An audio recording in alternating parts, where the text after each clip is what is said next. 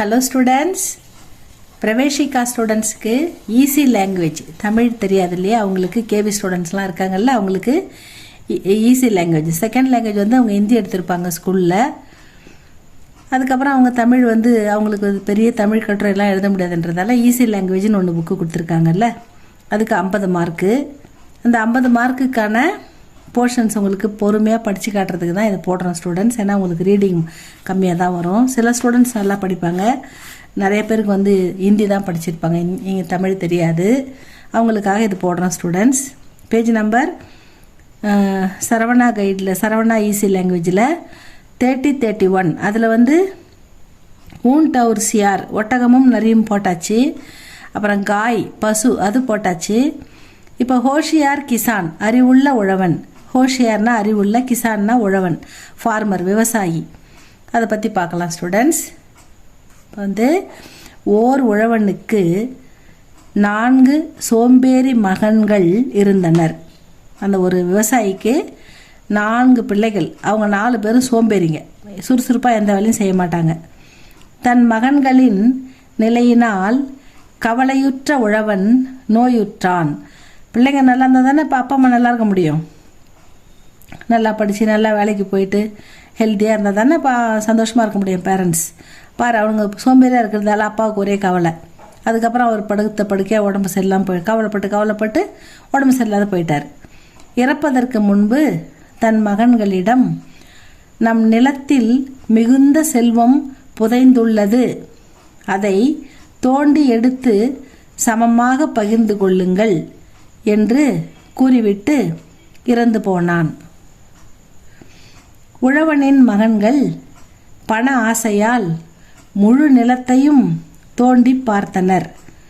ஆனால் செல்வம் எதுவும் கிடைக்கவில்லை. இதனால் அவர்களுக்கு தந்தை மீது மிகுந்த கோபம் ஏற்பட்டது. அப்பா என்ன ஒன்றுமே இல்லாத நிலத்தில் நம்மளை தோண்ட வச்சுட்டார், இப்படி கஷ்டப்பட்டு எங்கே பார்த்தாலும் எல்லாம் ஃபுல்லாக நிலத்தையும் தோண்டியாச்சு, ஒரு செல்வமும் கிடைக்கலையே அப்படின்னு நிலத்தை நல்லா தோண்டிட்டாங்க. அது இப்போ வந்து விவசாயத்துக்கு ரெடி ஆகிடுது அந்த நிலம். அதனால் அவங்க என்ன பண்ணுறாங்க, பிறகு அவர்கள் தோண்டிய நிலத்தில் தானியத்தை விதைத்தனர். பணமும் அந்த ஆண்டில் நல்ல விளைச்சல் ஏற்பட்டது. ஏன்னா நல்லா ஆழமாக தோண்டிட்டாங்க, தங்கம் கிடைக்கும், ஏதாவது பணம் கிடைக்கும் அப்படின்னு. அது நல்லா பண்பட்டு அதில் விளைச்சல், அந்த தானியத்தை விளைச்சதில் நல்ல விளைச்சல் ஏற்பட்டது நிலத்தில். அதனால் மிகுந்த பணமும் கிடைத்தது. அப்போதுதான் அவர்களுக்கு தந்தையின் நோக்கம் தெளிவானது. அன்று முதல் அனைவரும் ஒன்றாக உழைக்க தொடங்கினர். சோம்பேறியாக இருந்தவங்களுக்கு கையில் காசு இருக்காது. இந்த நிலத்தை தோண்டின உடனே என்ன பண்ணுறது, ஒன்றும் கிடைக்கலன்னு வருத்தப்பட்டு இருந்தவங்களுக்கு தானியத்தை போட்டு எதனா விளைக்கலாம், தோண்டிட்டோமே அப்படின்ட்டு போட்டாங்க. அது நல்லா விளைஞ்சி கை நிறைய காசு கொடுக்குது. உடனே அவங்க அதை பார்த்த உடனே சந்தோஷம் வந்துடுச்சு. அப்பா சொன்ன உண்மையான செல்வம் இந்த உழைப்பு, அதன் பிறகு கிடைத்த இந்த செல்வம் தான் அப்படின்னு புரிஞ்சுக்கிட்டு அந்த நிலத்தை ஒழுங்காக பாடுபட்டு உழைக்க தொடங்கிட்டாங்க அப்படின்னு சொல்கிறாங்க ஸ்டூடெண்ட்ஸ். இதுதான் இந்த கதை. இதில் இன்னொரு கதையும் பார்க்கலாம்.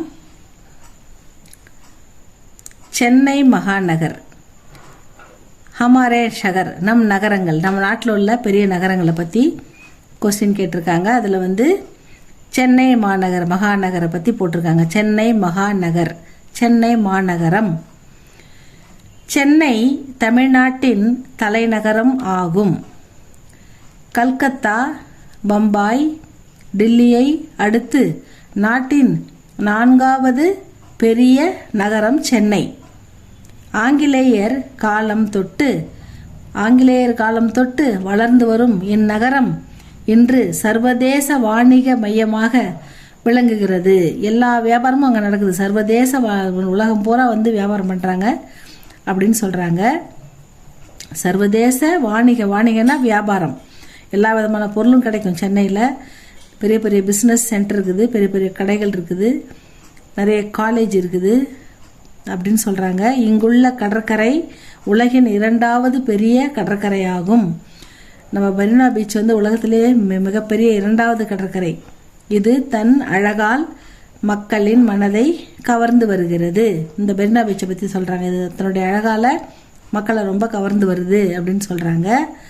இந்நகரில் கோவில்கள், ஆஸ்பத்திரிகள், கடைவீதிகள் உள்ளன. இங்கே நிறைய கோயில்கள் இருக்குது. சென்னையில் ஹாஸ்பிட்டல்ஸ் இருக்குது. கடை வீதிகள், நிறைய பெரிய பெரிய கடைகள், மால்கள் எல்லாம் இருக்குது. இங்குள்ள மீனம்பாக்கத்தில் பன்னாட்டு விமான நிலையம், இன்டர்நேஷனல் ஏர்போர்ட், அதான் பன்னாட்டு விமான நிலையம் உள்ளது. சென்னை துறைமுகம் சர்வதேச வாணிகத்திற்கு புகழ்பெற்றது. சென்னையில் ஒரு துறைமுகம் இருக்குது. அந்த போர்ட்டில் நிறைய கப்பல்கள் வரும், நிறைய பிஸ்னஸ் சென்டர், நிறைய வெளிநாட்டுலேருந்து பொருள்கள் வரும், இங்கேருந்து வெளிநாட்டுக்கு போவோம், ஏற்றுமதி இறக்குமதி எல்லாம் நடக்கும். அதனால் புகழ்பெற்றதுன்னு சொல்கிறாங்க. சர்வதேச வாணிகத்திற்கு புகழ்பெற்றது. நாட்டின் எல்லா பகுதிகளையும் இணைக்கும் மிகப்பெரிய ரயில் நிலையம் இங்கே உள்ளது.